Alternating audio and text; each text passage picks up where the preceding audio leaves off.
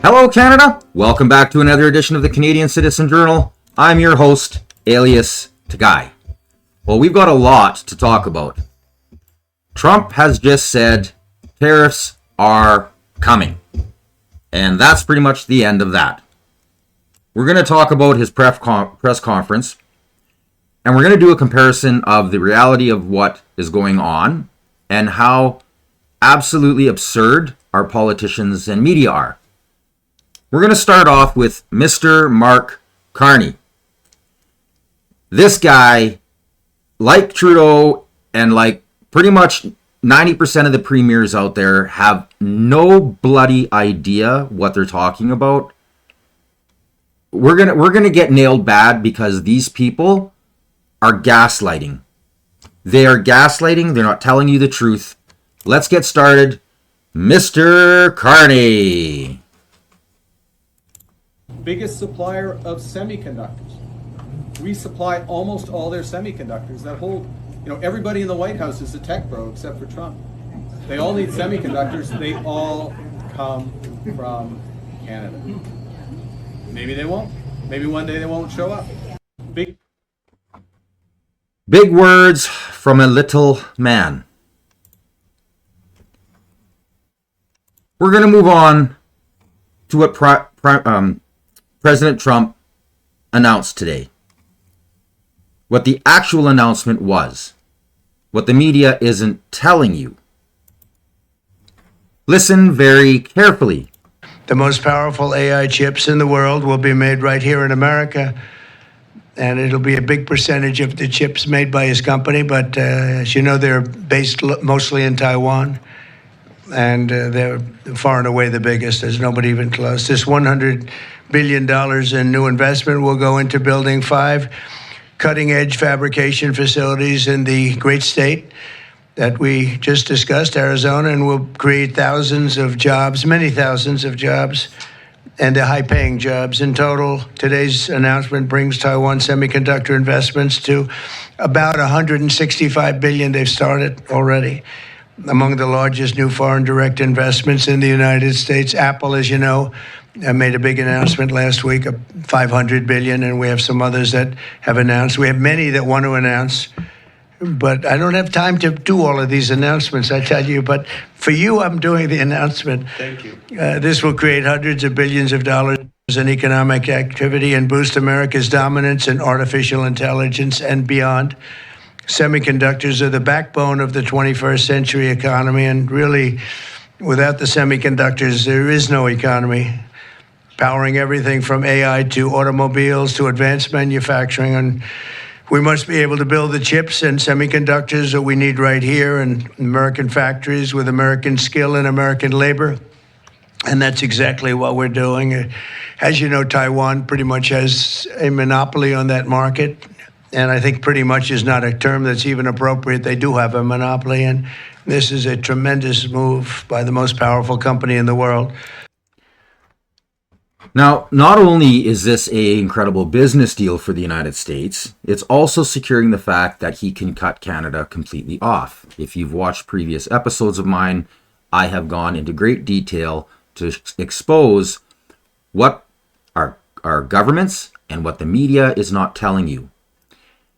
This guy is a businessman. He has sealed the deals on the resources that we could have been selling. He's locked them in. We're losing future investment on our oil and gas.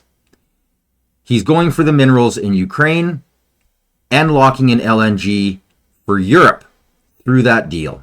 So not only is Europe going to have LNG, gas, and oil, he's locked us off from that deal as well.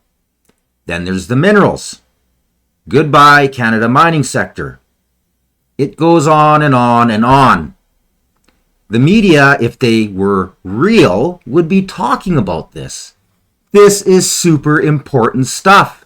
This is the stuff we should have Parliament open and actually be negotiating what we're going to do, and we should have been there. And I've shown you clips where he doesn't even show up. Like, they're blatantly saying, the administration is blatantly showing that Canada hasn't even called. Our prime minister hasn't even tried to negotiate or talk. Nothing. Instead, he's out gaslighting, trying to scare, remember, fear and division, propaganda. They're putting the fear of God to try and save their butts so they can try to win another election. Please like, share, and subscribe and get the word out. People need to see what's going on. Now, let's go a little bit further into this, where he actually talks about the tariffs. One aspect to that, Honda announced they're coming to Indiana because of the tariffs. Once again, That's right. bringing additional jobs and manufacturing. You want to comment on that as well? Well, Honda's coming, and I told you about Apple that they're going to be starting to build massively here, 500 billion, and we have many other companies going to be announced, but we had many that have already announced, and now it's going to be great. It's looking really strong. I don't think this country's ever seen anything like we're seeing right now. Now, the tariffs, as you know, will start a week earlier than the reciprocal, which is going to be on a couple of weeks earlier. Reciprocal tariffs start on April 2nd. And I wanted to make it April 1st, but I didn't want to go April Fool's Day because that costs a lot of money, but that one day. But so we're going April 2nd. But very importantly, tomorrow tariffs 25% on Canada and 25% on Mexico, and that'll start. So they're going to have a tariff. So what they have to do is build their car plants, frankly, and other things in the United States, in which case they have no tariffs. In other words, you build, and this is exactly what Mr. Wei is doing, by building here. Otherwise, they'll build, if they did them in Taiwan to send them here, they'll have 25% or 30% or 50% or whatever the number may be someday. It'll go only up. But by doing it here, he has no tariff, so he's way ahead of the game. And I would just say this to people in Canada or Mexico, if they're going to build car plants, the people that are doing them are much better off building here because we have the market. We're the market where they sell the most. And so I think it's going to be very exciting for the automobile companies. Very exciting for, I can think of any, as an example, North Carolina, they had the great, I used to. Now, what is the Premier of Ontario doing? After winning a majority government with the least amount of cast votes, the second least amount of cast votes ever in an election in Ontario. It was something like 45% of the people came out and voted that normally vote, 49, 45. It's embarrassing.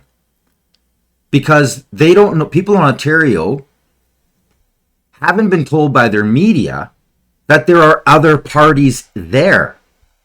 You don't have just the NDP, the Green, and the liberal left insane lunatunes, and then this guy, the minion of Trudeau, who is literally a liberal, just pretending to be a conservative. And I say it lots. This guy doesn't have half of the class, the dignity, or the morality that his brother had in his pinky. He is useless. Listen to the rhetoric coming out of this guy's mouth. You come at us, we aren't rolling over. You know, sure, we're going to get hurt. There's no doubt. But they're going to get hurt just as much. Jeez. When they start closing the plants, auto plants, and the supply will last 5 days, by the way, before plants close on both sides of the border, because everyone knows the parts go back and forth 8 times, and they don't have the manpower to build the cars right now, and everything's working fine. Everyone's hunky-dory. Everyone's happy. But he comes in there, and he wants to throw fireworks in the middle of everything. It's not broken. It's simple as that. Matter of fact, if we took out our energy, all the oil that they want, by the way, says he doesn't need Canada, but build the XL pipeline. It's pretty ironic. You notice how they go to oil right away? This is what Daniel Smith was arguing about.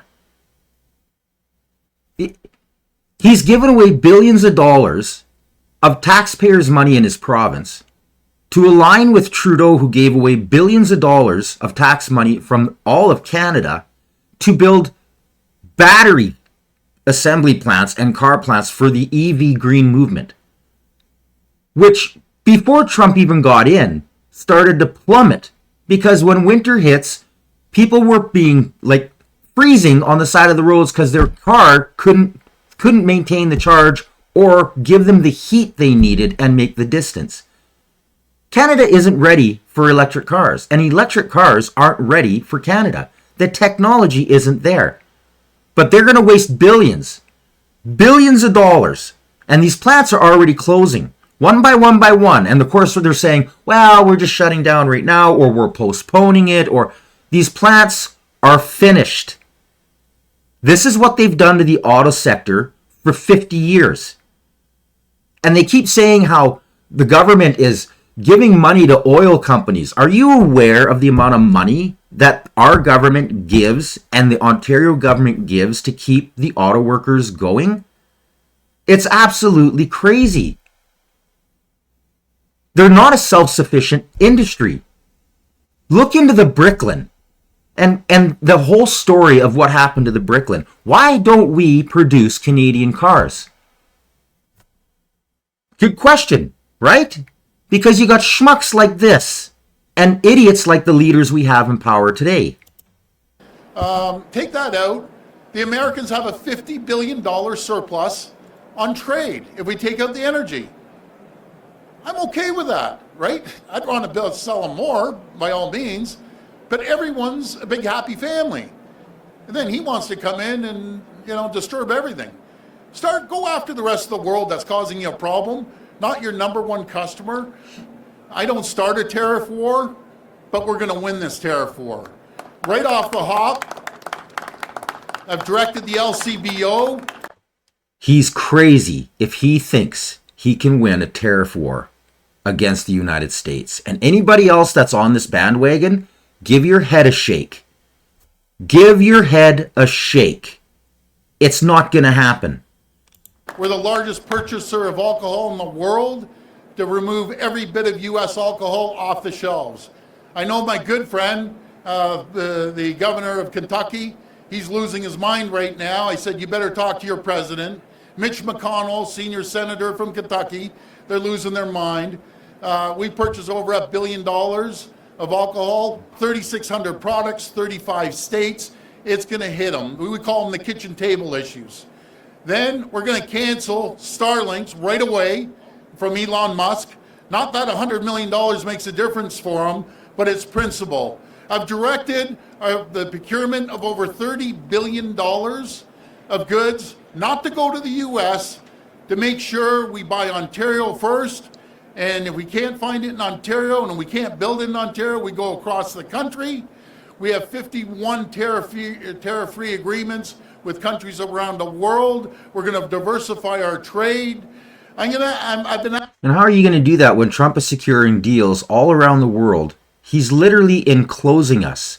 He is completely shutting us down.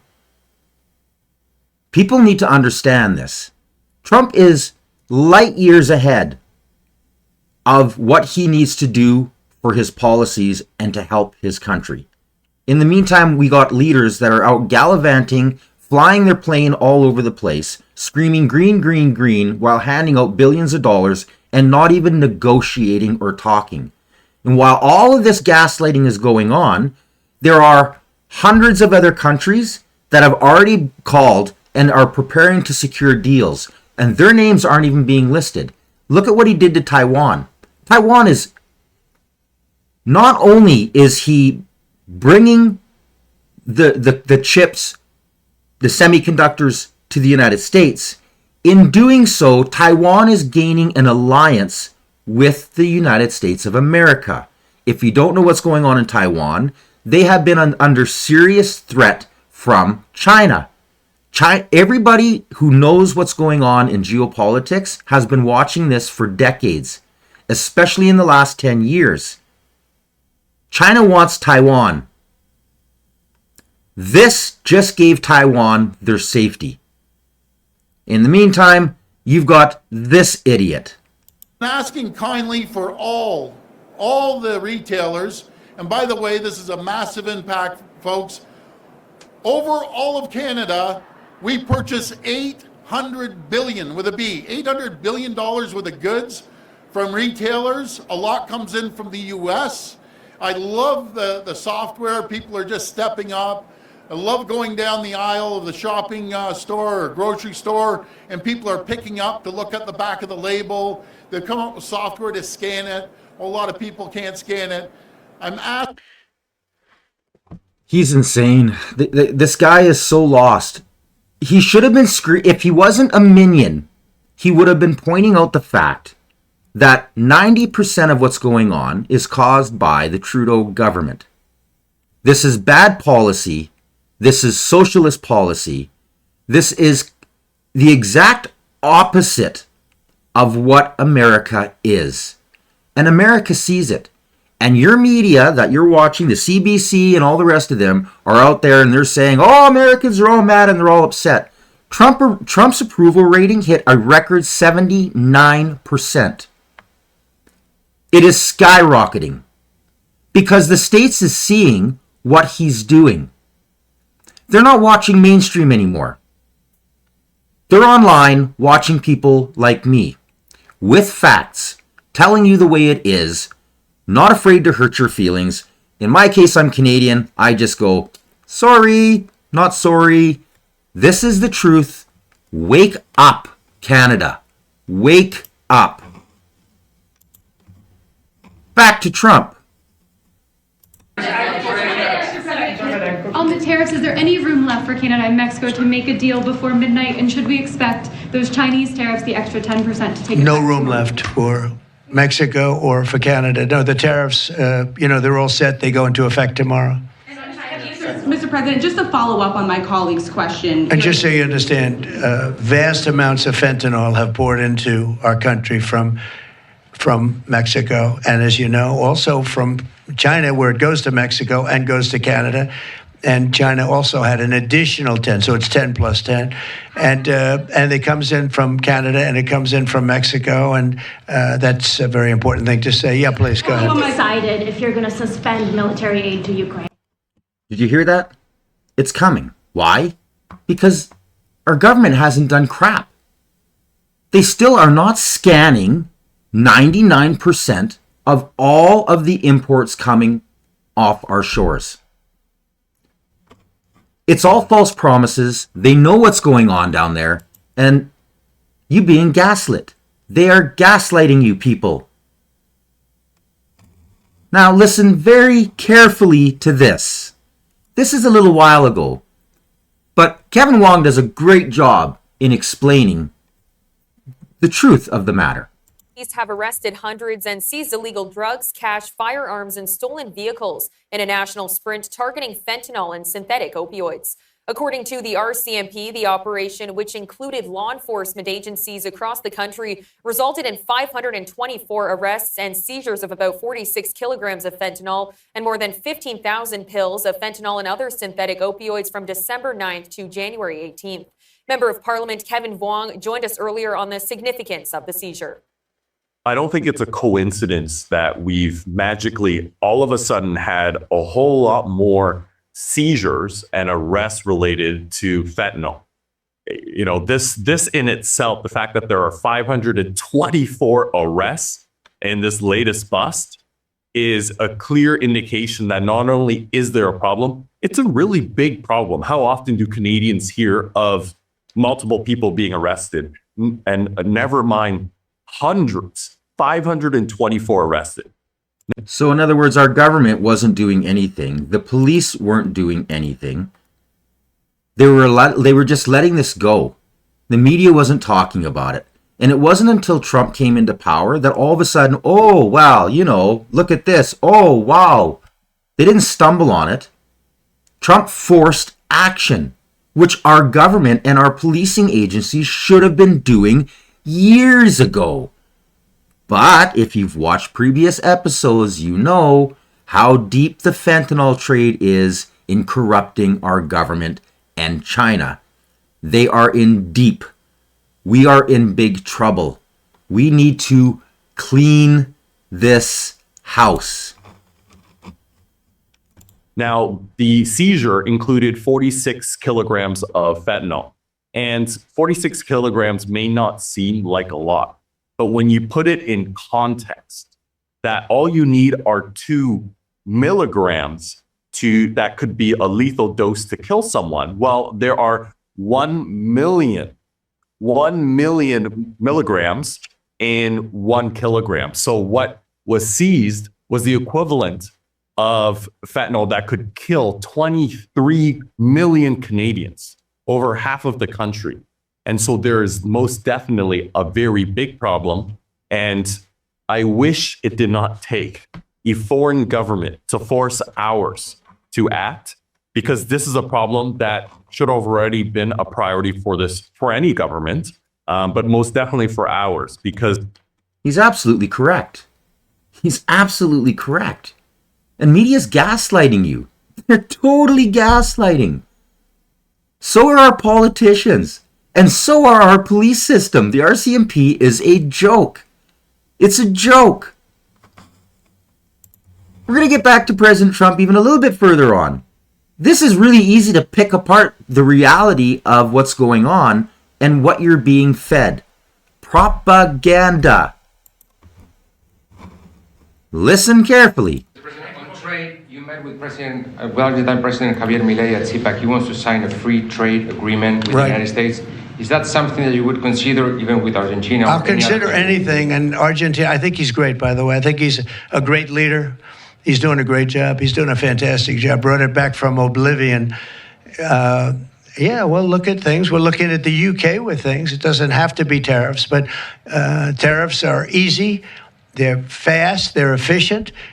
And they bring fairness. For instance, when people kill their So who's Milei?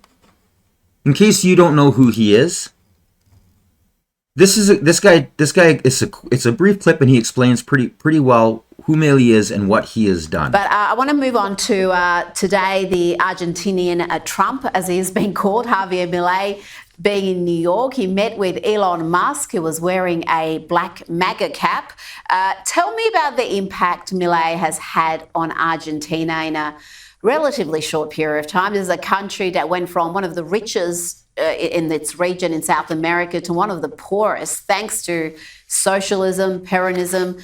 What impact has Milei's small government approach had so far?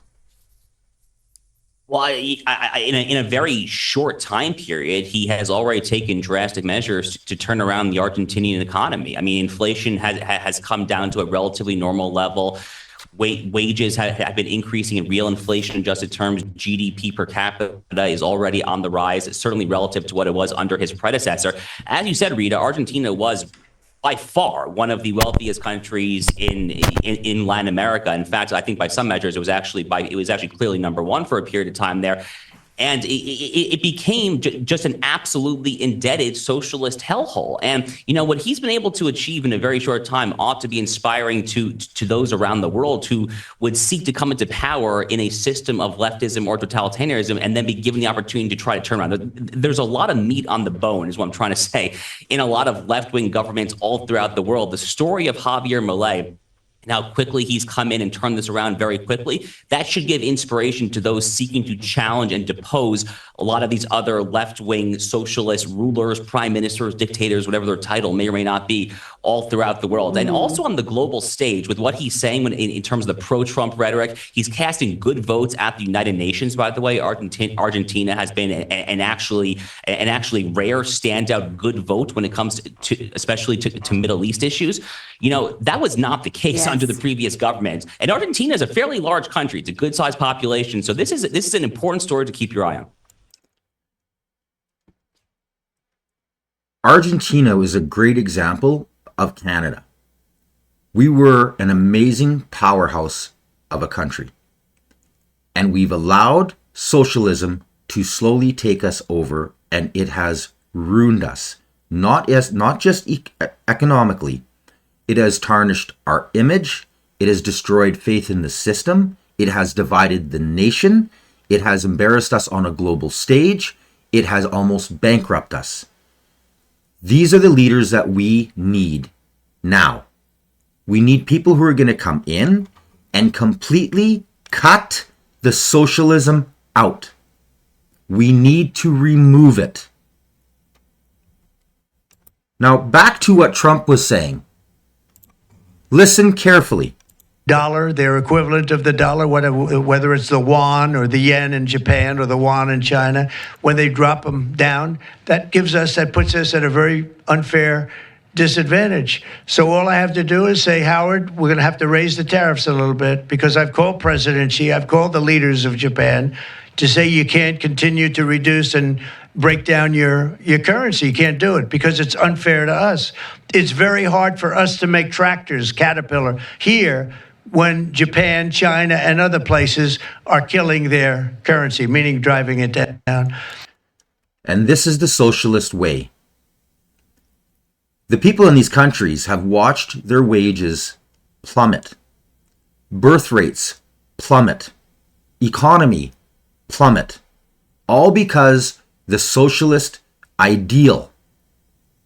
They're saying it's good for business, and it is good for business. It's good for slave business. It's good if you want to work your people day and night and make it impossible for them to actually live a life of comfort, to live a life of freedom. Especially when you have idiots like this. Even with Sun TV watching for any slip, he was asked which country he most admired and referred to China. There's a level of admiration I actually have for China, because their basic dictatorship is allowing them to actually turn their economy around on a dime and say, we need to go green as fast as we need to start, investing in solar. I mean, there is a flexibility that I know Stephen Harper must dream about, of having a dictatorship that he could do everything he wanted, that I find quite interesting. Bruh. Do you understand now what's going on? The severity of it? Did you hear the people actually laughing and clapping in there? They are oblivious to the reality.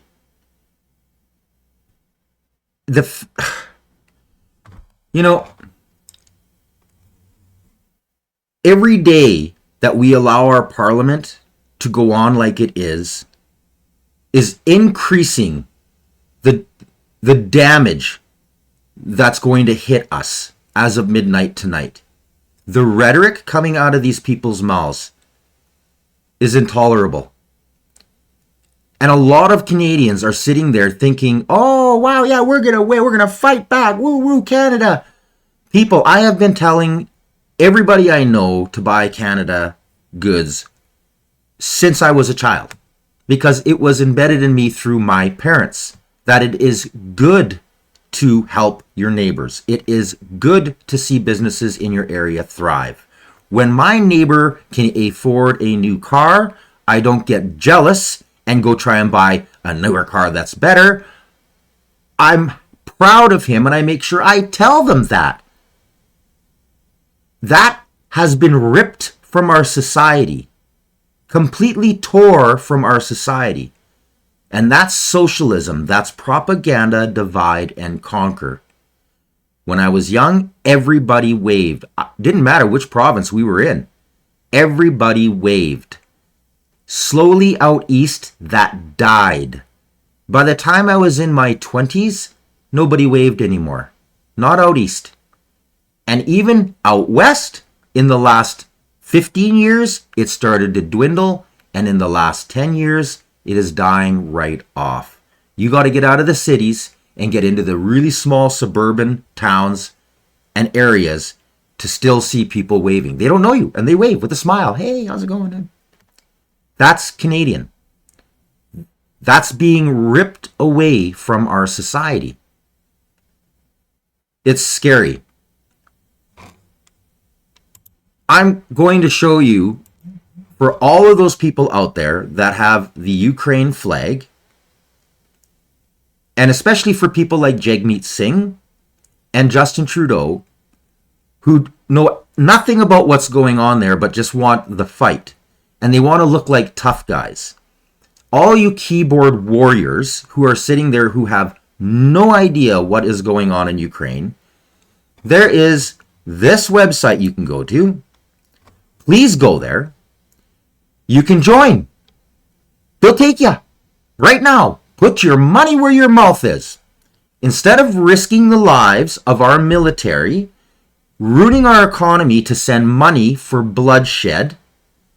Just scroll on over to the International Legionnaires. They'll take you.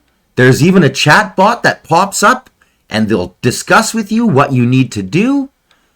We now accept Legionnaires who only speak English. Hey, only speak Spanish. Hey, look at this. You can join any battle you want. They'll take you. And you can serve in many different types of units. They need you bad. Listen to the requirements. 18 to 60 years old. No criminal record. No chronic diseases. Physical fitness. All candidates need to be physically capable to perform basic infantry tasks. Ability to legally enter Ukraine. Guess what? If you can get a visa, if you can get a passport, you're in. Pretty much that easy. Military or relevant experience is an advantage, but not necessary, but it's an advantage. And combat experience, that's an advantage, but that's not necessary either. And here you go. Scan your passport, scan the documents verifying your military or relevant experience, if you have them, and then fill out and submit the form. And then get on a plane and go put your money where your mouth is and stop wasting my tax dollars and stop being a keyboard warrior. Because I guarantee you, 100% of these keyboard warriors, these leftists, we're going to get there. They're going to learn within a week, if they can stay alive that long, the reality of what's going on. Because they're going to actually have to be forced to talk with the people. They're going to see the Azov battalion rounding up, beating up, and dragging people and forcing them into conscription. They are surrounding the borders, trying to not let anybody out. Everybody is fleeing. Most people have fled. They're saying 20 million people up and fled. They were against the war right from the beginning. They saw their government get taken over. They ran.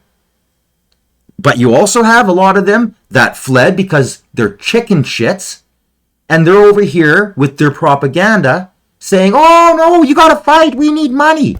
Go home and go fight. If you really believe in it and you're from Ukraine, go home and go fight. We're tired of it. It's out of control. Now I'm going to post this. These memes are all over all of the social media. They are getting out of hand, hilarious. I'm going to post this one just because it is so funny and it's only 20 seconds long. Enjoy.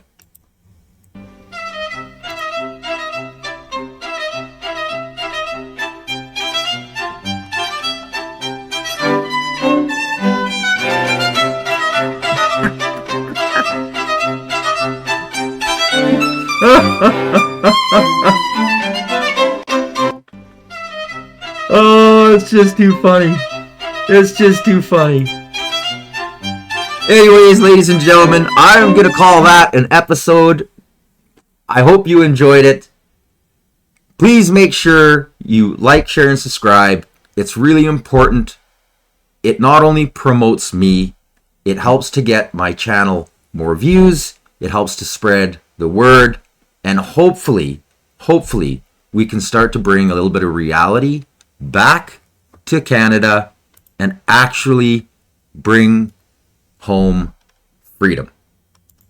Until the next time, you've been watching the Canadian Citizen Journal, and I'm your host, alias Guy.